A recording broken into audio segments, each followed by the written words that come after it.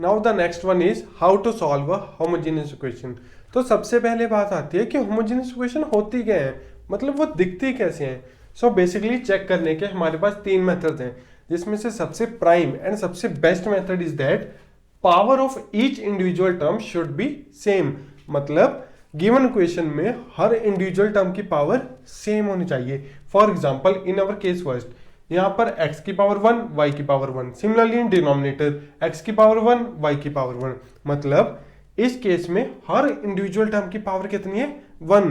मतलब हर individual term की power same है, therefore it is a homogeneous equation. Now in the second case, यहाँ y की power 2 x की पावर भी 2। नाउ इन डिनोमिनेटर, यहाँ पर x की पावर 1 y की पावर 1, टोटल एडअप होके कितनी होगी, 2। मतलब इस केस में भी हर इंडिविजुअल टर्म की पावर सेम है, दैट इज 2। तो ये भी है एक homogeneous equation. Now in the third case, अब क्वेश्चन का फॉर्मेट इस तरह से भी पूछ सकते हैं, बट यहां पर ध्यान रखना चेक करते हुए कभी dx और dy इनकी पावर नहीं काउंट करनी, सिर्फ वेरिएबल्स की पावर्स काउंट करनी है। अब यहां देखो x की पावर 2 y की पावर 1, तो टोटल पावर होगी 3। सिमिलरली यहां पर भी x की पावर 3 y की पावर 3। मतलब इस केस में भी हर इंडिविजुअल टर्म की पावर सेम है, दैट इज 3। तो ये भी एक होमोजेनियस इक्वेशन हुई। Clear. Now in the last two cases, इनको थोड़ा ध्यान से देखना। यहां पर x की पावर 2, यहां भी 2 और यहां भी पावर 2, बट यहां पर देखो y की पावर कितनी है, 1। मतलब इस केस में हर टर्म की पावर सेम नहीं है, therefore it is not a homogeneous equation. Clear. Now in the final case, यहां पर पावर 2, यहां पावर 2 और यहां भी पावर 2, बट यहां पर 1 आ गया, मतलब एक कांस्टेंट आ गया। तो जब भी इक्वेशन में कांस्टेंट प्रेजेंट हो, वो भी एक होमोजेनियस इक्वेशन नहीं हो सकती। क्यों? क्योंकि कांस्टेंट है, जैसे 1 है, 1 को हम लिख सकते हैं या तो x रेज टू पावर 0 या y रेज टू पावर 0 या xy रेज टू पावर 0, क्योंकि समथिंग रेज टू पावर 0 कितना होता है, 1 ही तो होता है। मतलब यहां पर अगर 1 को हम इन तीनों में से किसी से भी रिप्लेस करें तो वहां पर इनकी पावर कितनी आएगी, 0 आएगी। बट बाकी सारी टर्म्स की पावर तो कितनी थी, 2, इसकी पावर आती 0। Therefore it is also not a homogeneous equation. Clear. So homogeneous equation के लिए हर टर्म की पावर सेम होनी चाहिए। नाउ नेक्स्ट हमारे पास ये दो केस हैं, ये भी हमें पता होने चाहिए। अब ये केस कहता है कि अगर किसी क्वेश्चन में लेफ्ट साइड में हो dy/dx और राइट साइड में फंक्शन ऑफ y/x का, तो उसे भी हम होमोजेनियस इक्वेशन कहेंगे। फॉर एग्जांपल अगर फर्स्ट केस की बात करें, यहां पर अगर हम न्यूमिनेटर में से x कॉमन निकालें तो पीछे बचेगा 1 प्लस y/x। सिमिलरली अगर डिनोमिनेटर में से निकालें तो पीछे बचेगा 1 माइनस y/x। अभी x और x आपस में कैंसिल, तो फाइनली हमारे पास बचा dy/dx is equal to 1 plus y/x upon 1 minus y/x। मतलब यहां पर हमने इस क्वेश्चन को इस फॉर्मेट में कन्वर्ट कर दिया, दैट इज लेफ्ट साइड में आ गया dy/dx और राइट साइड में आ गया function of y/x। So it is a homogeneous equation. अब ये फंक्शन ऑफ y/x का मतलब है राइट हैंड साइड वाली टर्म में हमें इंडिविजुअली कोई भी वेरिएबल नहीं दिखेगा, ना इंडिविजुअल x दिखेगा ना इंडिविजुअली y दिखेगा। जब भी x और y दिखेंगे तो ये y/x के फॉर्मेट में ही दिखेंगे। क्लियर। अब कई बार वो हमसे ऐसे भी पूछ लेता है, that is dy/dx is equal to y/x plus tan of y/x। अब यहां पर देखो ये फॉर्मेट काम आएगा, लेफ्ट साइड में dy/dx और राइट साइड में है फंक्शन ऑफ y/x। तो इसे हम सीधा सीधा ही देख के बता सकते हैं कि ये कौन सा फॉर्मेट है होमोजेनियस इक्वेशन का। Clear. Now the final case.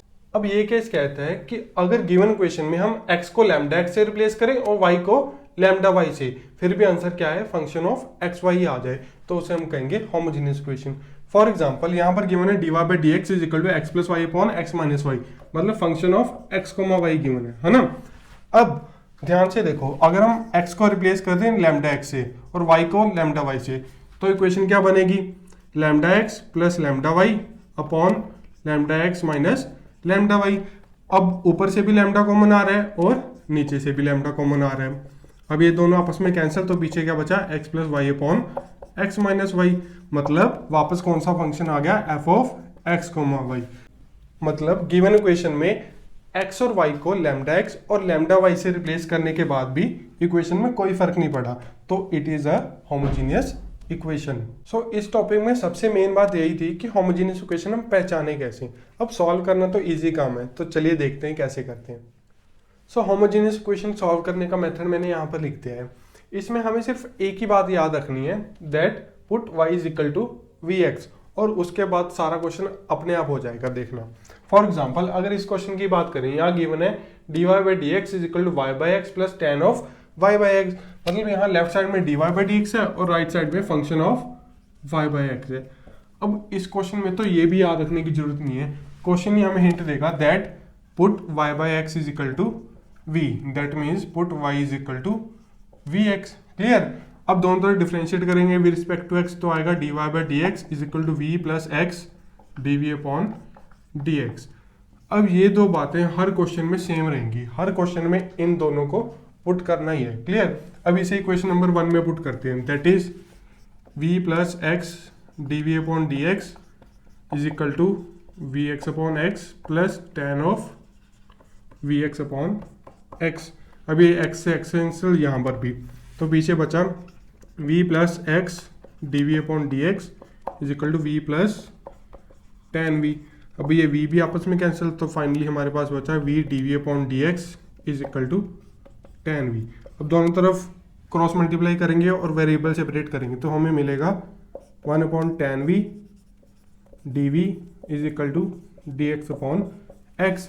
तो लेफ्ट साइड में v के वेरिएबल, राइट साइड में x के वेरिएबल, तो दोनों तरफ कर दो integration. Now 1 by tan v को हम लिख सकते हैं cot v, that is cot v dv is equal to dx upon x।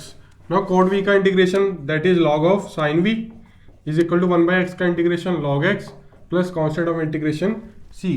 But अगर ध्यान से देखें दोनों तरफ log आ रहा है, तो हम कांस्टेंट भी क्या लेंगे log c, क्योंकि log c भी एक कांस्टेंट का ही काम करता है, और log लेने से फायदा हो जाएगा, कुछ टर्म्स आपस में एडजस्ट हो जाएंगी।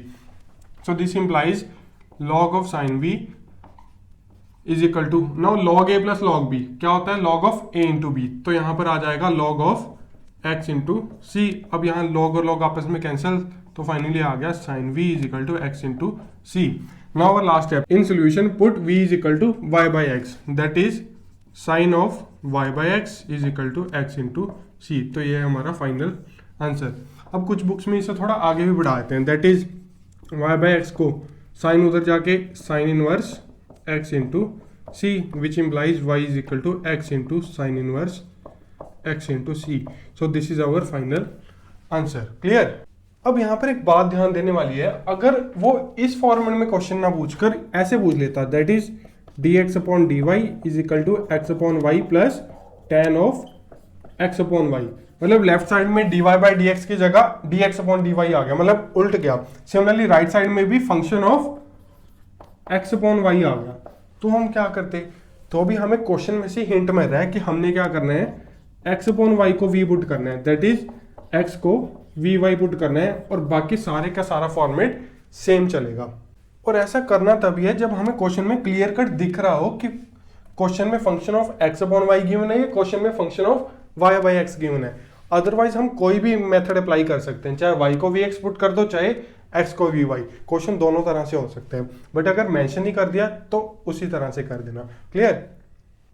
फॉर एग्जाम्पल जैसे इस क्वेश्चन की बात करें, solve x cube plus y cube d y minus x square y d x is equal to 0। सबसे पहली बात, ये एक होमोजेनियस इक्वेशन है। क्यों? क्योंकि इसमें हर इंडिविजुअल टर्म की पावर कितनी है, 3। नाउ अब सबसे इंपॉर्टेंट काम है हमारा कि हम डेरिवेटिव वाली सारी टर्म्स एक साइड इकट्ठी करें और बाकी जो भी बचा उसे दूसरी साइड इकट्ठा करें।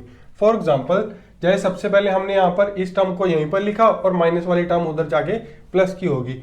अब हमारे पास दो चॉइसेस हैं, चाहे तो हम d y by d x निकालें, चाहे हम d x upon d y निकालें।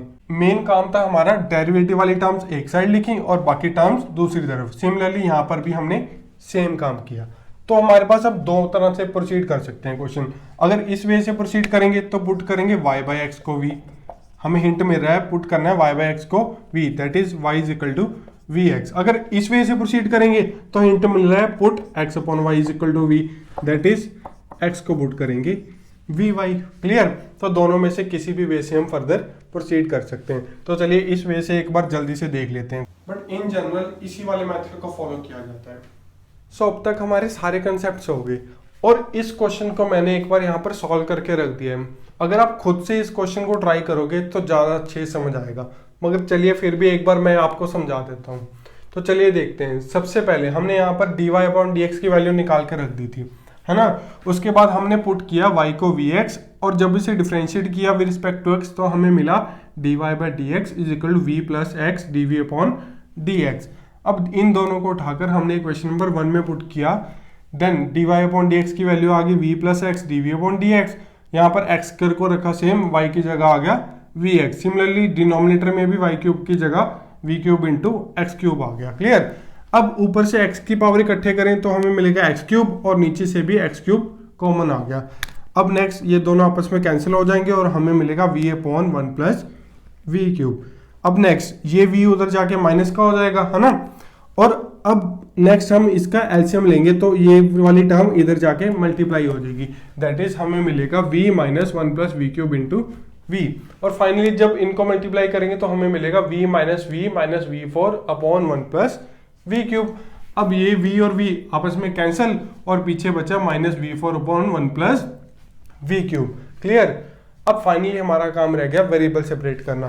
तो जब हम क्रॉस मल्टीप्लाई करेंगे तो हमें मिलेगा 1 plus v cube upon v four into d v is equal to minus d x upon x. अब जब वेरिएबल सेपरेट हो गए तो दोनों तरफ इंटीग्रेशन कर दो। क्लियर यहाँ तक। नाउ इंटीग्रेशन करने के लिए यहाँ पर हम एलसीएम को अलग अलग करेंगे, दैट इज एक बार 1 के नीचे आएगा v4, एक बार v क्यूब के नीचे v4, है ना। अब इस v4 को ऊपर ले जाकर हम लिख सकते हैं v की पावर माइनस 4। अब ये v क्यूब से v4 कैंसिल तो हमें मिलेगा 1 बाई वी। क्लियर यहाँ तक।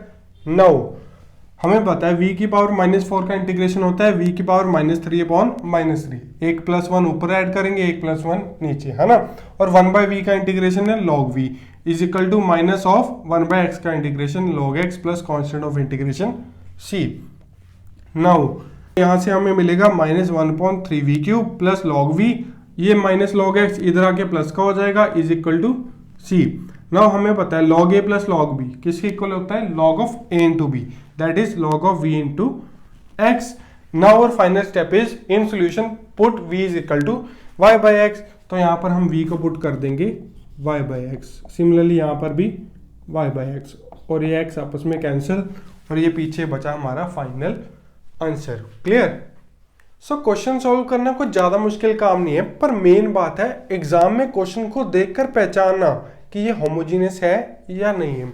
तो मैंने यहाँ पर 4 क्वेश्चन लिखे हैं, इन चारों में से कौन सी इक्वेशन होमोजीनियस है कौन से नहीं है नीचे कमेंट बॉक्स में जरूर आंसर करना। और अगर वीडियो अच्छा लगे तो वीडियो को लाइक और चैनल को सब्सक्राइब जरूर करना है। Thank you.